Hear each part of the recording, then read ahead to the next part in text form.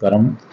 ఈరోజు ఈ నారాయణఖేడ్ గ్రామానికి, తుర్కపల్లి గ్రామానికి నన్ను ఆహ్వానించిన బోయిని సీనన్న గారు, ఎందుకంటే ఈరోజు భూలక్ష్మి అమ్మవారి జాతర ఉంది, అన్న మీరు రావాలంటే ఖచ్చితంగా వస్తానని చెప్పి అన్నకు మాట ఇచ్చి మా ఇంట్లో కార్యక్రమం ఉన్నా నేను అది మా పిల్లలకు అప్పేపి ఇక్కడికి రావడం జరిగింది. అందువల్ల లేట్ అయింది, ముందుగా క్షమించండి.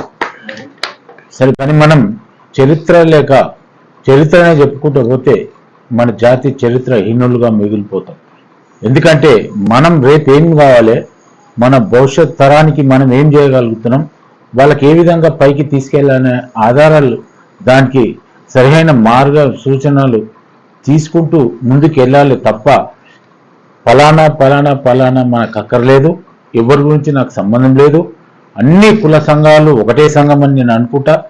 వాళ్ళు వ్యక్తిగత విషయాలు, అప్పుడు కార్పొరేషన్ లేదు కాబట్టి వాళ్ళు వ్యక్తిగతంగా సంఘాలను పెట్టి ఇంతో గ్రామాలలో కొద్దిగా ఫండ్ ఇచ్చిన వాళ్ళు కూడా ఉన్నారు, సంఘానికి సేవ చేసిన వాళ్ళు కూడా ఉన్నారు, సంఘంతో బాగుపడ్డే వాళ్ళు కూడా ఉన్నారు.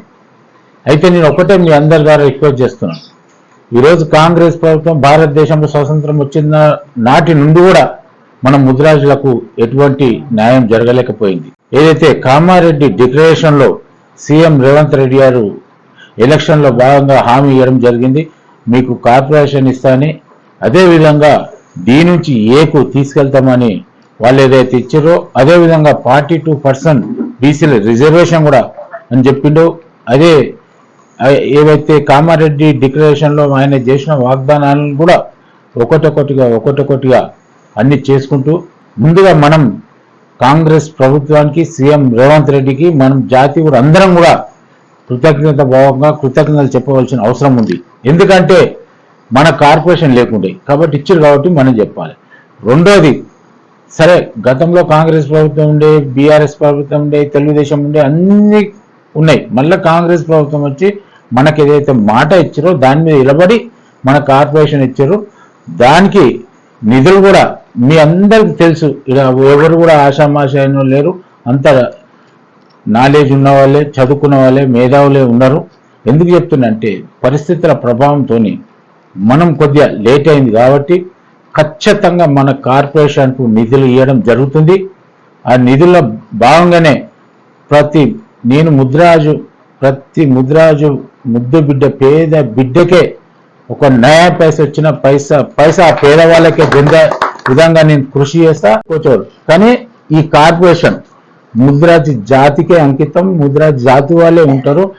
ఇంట్లో రెడ్డి రాడు కదా రేపు కార్పొరేషన్లో, ముద్రాజ్ కార్పొరేషన్ మన వాళ్ళే ఉంటాం కదా, ఎవరున్నా మన కులమే ఉంటుంది కాబట్టి మనలో నిక్షేత్తుగా పని చేసుకుంటూ పోతూ ఇవి సాధించే వరకు కూడా మీరందరూ కూడా మాకు సహకరించాలి.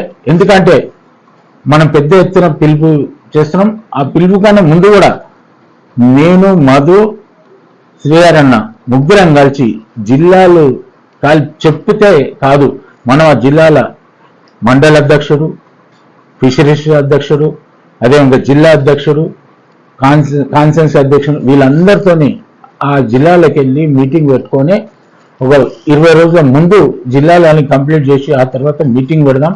మనం అంటే ఏందో ఈ హైదరాబాద్లో, ఈ తెలంగాణ రాష్ట్రంలో హైదరాబాద్ మొత్తం జామ్ అయ్యే విధంగా ప్లాన్ చేస్తున్నాం. మీరందరూ కూడా ప్రతి ముద్రాజు బిడ్డ ఆ సభకు రావాలని కోరుకుంటూ నాకు ఈ అవకాశం ఇచ్చిన మన నారాయణఖేడ్ సోదరులు అందరూ కూడా నమస్కారం తెలియదు. జై ముద్రాజ్, జై ముద్రాజ్. నేను ఎక్కడో మల్లయ్య ఇచ్చినటువంటి ఆధారాలతోని నేను కార్పొరేషన్ నుంచి డబ్బులు పంచము, గ్రామ స్థాయిలో గ్రౌండ్ లెవెల్ వెళ్ళి పేదవాళ్ళు ముద్రాజు బిడ్డలు ఎవరైతే ఉన్నారో తిండికి లేక, బట్టకు లేక మనం చాలా హీనంగా ఉన్నాం.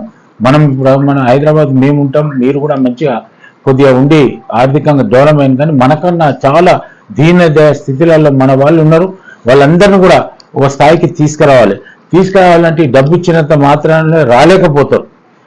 మనం అందరూ ఆశించినట్టుగానే ఏదైతే ఉందో డి నుంచి ఏ వరకు అది ఖచ్చితంగా మేము ప్రయత్నం చేస్తున్నాం. మొన్ననే ఒక కొంతమంది పెద్ద మనుషులతోని నేను, ఎమ్మెల్యే శ్రీహరణ గారు, నీలం మధు గారు, ఇంకా చాలా మంది అందరిని కూడా తీసుకెళ్ళి మాట్లాడడం జరిగింది. మనకు ఖచ్చితంగా వాళ్ళు టైం ఇస్తారు. వాళ్ళు అందరూ కూడా మన జాతి మీద కొంత ప్రేమ ఉన్నదని మాకు కనిపిస్తుంది సీఎం గారికి. ఎందుకంటే వాళ్ళ మాటలను బట్టి, వాళ్ళు చేసే విధానాలను బట్టి మనకు మీద నమ్మకం ఉంది, మనకు చేస్తారనే నమ్మకం మాకు కూడా ఉన్నది. ఇంకోటి నేను ఒకటే రిక్వెస్ట్ చేస్తున్నా మనోళ్ళని, మనమంతా పార్టీలు వేరుండొచ్చు, జెండాలు వేరుండొచ్చు, వ్యక్తిగతంగా ఎవరు ఎక్కడైనా ఉండొచ్చు, ఎలాంటి అభ్యంతరం లేదు.